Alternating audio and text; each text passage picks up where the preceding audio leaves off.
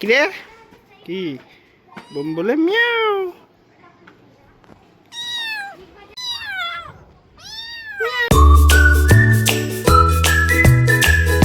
তো hello guys, welcome back to my fresh new blog.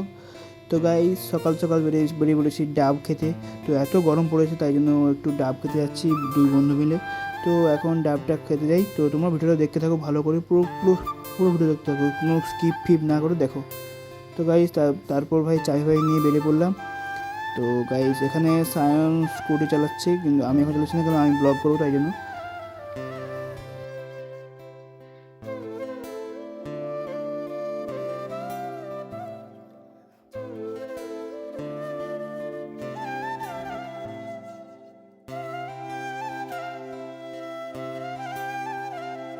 Guys ডাব খাওয়ার আগে তো সায়নের কিছু কাজ ছিল, তো তাই জন্য সেখানে গেছিলাম।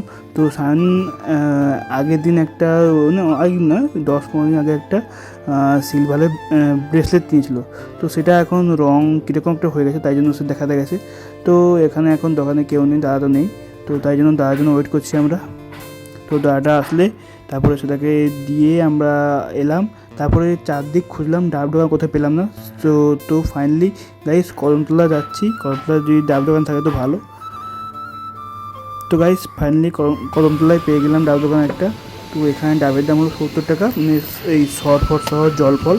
তো তাই জন্য একটা নিয়ে নিলাম, আর সায়ন নিল জলওয়া ডাব।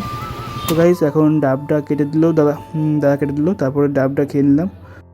তো গাইস তোমরা বিশ্বাস করবে না, এই ডাবটার মধ্যে এত পরিমাণ জল ছিল, মানে খেতেই পারছিলাম না, মানে লাস্টে আমি হাঁপিয়ে গেছি। তো ফাইনালি ডাবের জলটা শেষ করে কাকুকে দিয়ে দিলাম। কাকু এবার ডাবটা কাটলো, সেখান থেকে আমি এখন শর্টটা খাবো।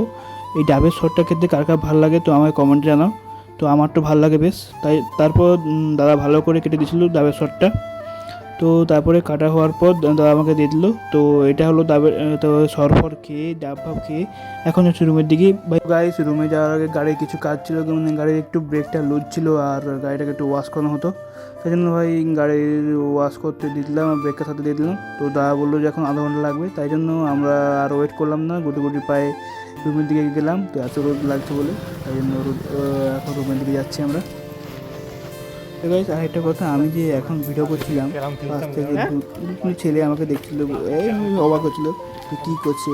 তো গাইস কোনো ভয় করার দরকার নেই, ভিডিও করে যাও, তারা তোমাকে খাওয়াবে না। তাই জন্য আমি ভাই ভিডিও করে যাবো, গিয়ে যাবো। তো গাইস রুমে এসে ভাবছিলাম একটু রুমটা ভালো করে গোছাবো, বাট এত গরম লাগছিল ভাই, 12টা বেজে গেছে, এত গরম লাগছিলো, তাই জন্য আর রুম ফুম গোছালাম না, পরের দিন গোছাবো।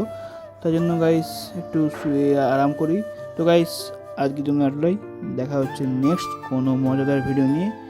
তো গাইস ভালো থেকো, সুস্থ থেকো এবং হাসি খুশি থেকো সবসময়। তো guys tata, bye bye and stay safe.